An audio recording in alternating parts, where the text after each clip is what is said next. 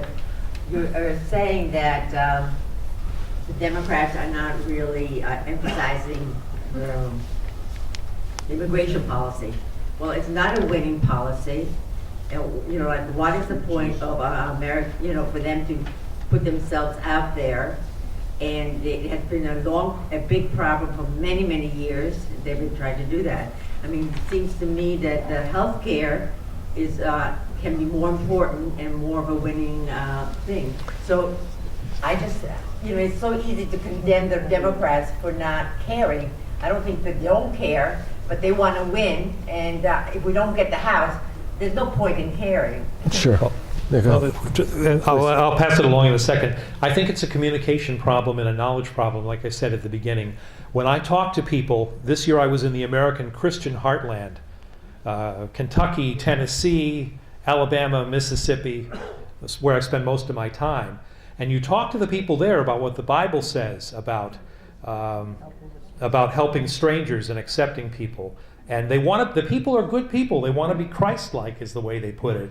And you tell them about this, and you tell them that people facing shoplifting charges can get lawyers, but not somebody facing death for conversion to Christianity. And I've had clients like that who converted to Christianity elsewhere and were facing death. And they say that's not fair. They don't want to hurt anybody, but they don't understand. And I think that if there were the right campaign and the right way of talking to people in a small group and not haranguing them from some big stadium, that people would get it and they might say, you know what, we want to be humane. One thing I would tell people out in the provinces was, why don't you talk to your congressmen usually in those places.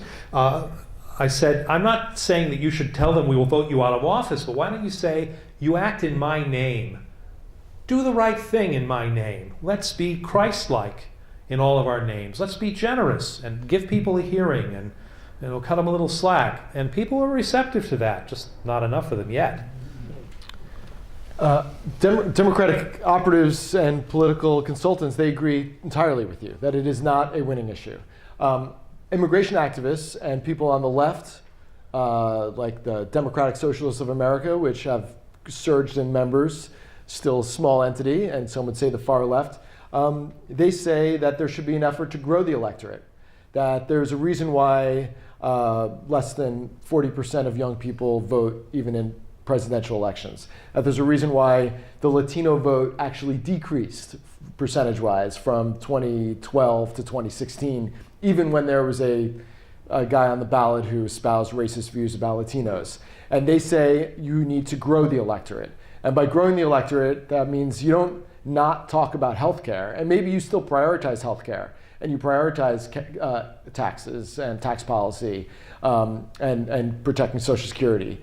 But then at least somewhere on your website, these people say, you got to put immigration policy. If you have 12 issues on your website and the president talks about immigration policy the plurality of the time, and you want to be in Congress and check, which is a fundamental job of Congress, to check the executive branch, then you have to actually put a policy forth.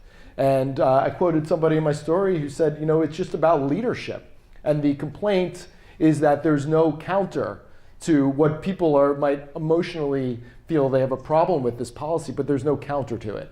So maybe you don't prioritize. Maybe it's not the number one issue. Maybe that would disenfranchise some people. But maybe you can appeal to, you know, the children of undocumented immigrants who are citizens and voters. And maybe you can appeal to younger people who you know, go to college and have a diverse group of friends and don't otherwise see a difference between the parties. That's what people on the left are saying. I think we'll find out Tuesday. I mean, we'll get a sense of it Tuesday. I mean, if there's a massive blue wave and Democrats did not talk about immigration, maybe it made sense for them not to. What I think will happen, though, if they do win without talking about immigration, that means they'll go to Congress and not talk about immigration there, and they'll kind of, you know, mostly let the president do what he wants to do. So, but it's a fair point, and I would say you should be a Democratic political consultant because that's what they say too.